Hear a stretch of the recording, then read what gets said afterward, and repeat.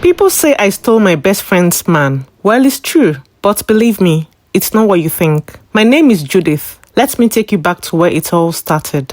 I met Jane on our first day at the university. I was standing in line trying to figure out my admission process when she walked up to me, looking just as lost as I felt. Do you know what to do next? She asked me. I laughed and said, no clue, but let's figure it out together. And just like that, we were friends. We went through the entire admission process together, then exchanged numbers before heading our separate ways. A few days later, she called me and asked if I had found an accommodation yet.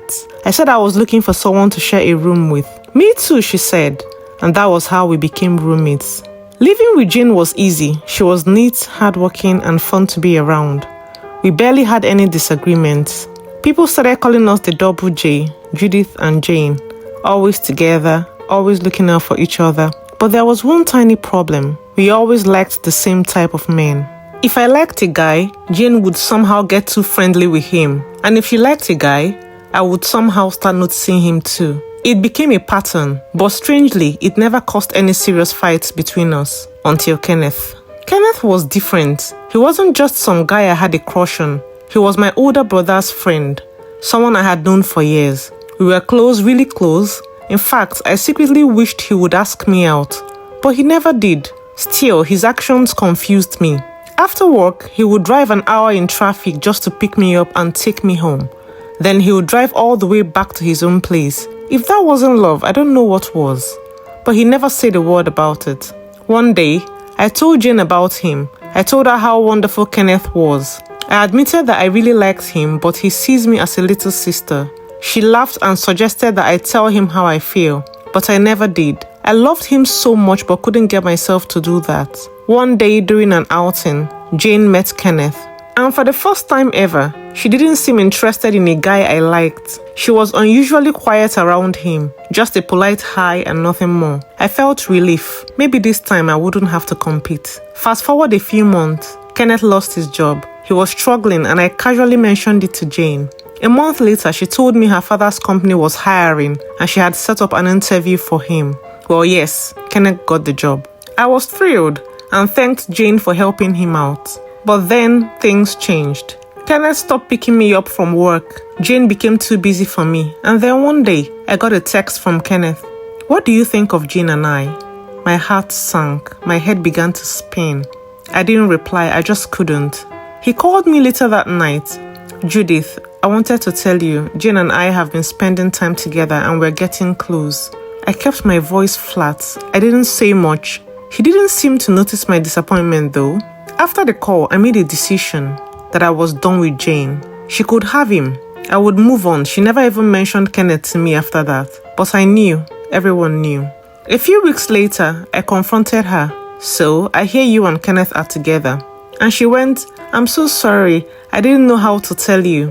I forced a smile and assured her it was fine. But that was a lie.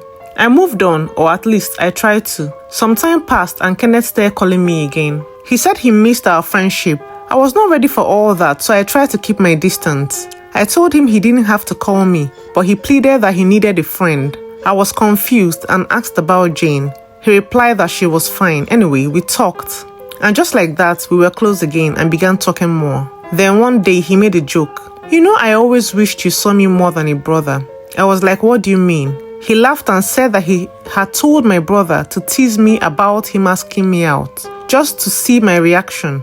He claimed that when my brother did, I laughed and dismissed it so quickly, so he assumed I wanted nothing serious with him.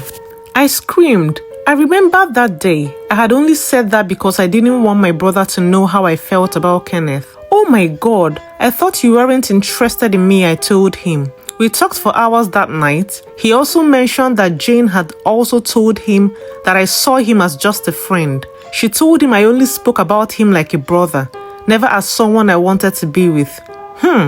Jane that knew how I felt. For some reason, I didn't find that hard to believe. Then he opened up about their relationship. He said she had become controlling, always reminding him she got him the job and would take it away if he messes up.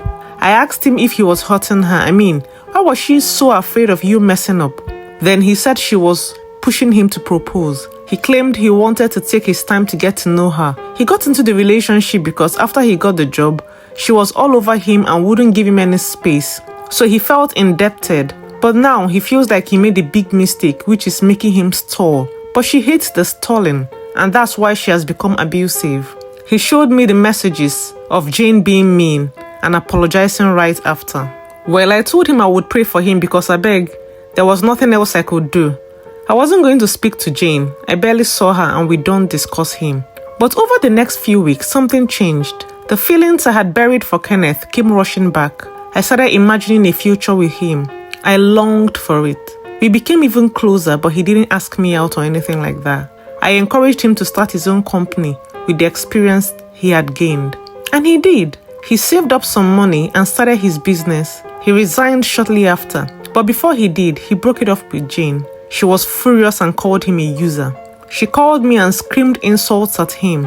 I simply told her to let it go, but I didn't mention that I was friends again with Kenneth. She screamed that he was going to beg her after he goes broke. Well, she didn't know that Kenneth had already started his own business. Shortly after all this, Kenneth asked me out.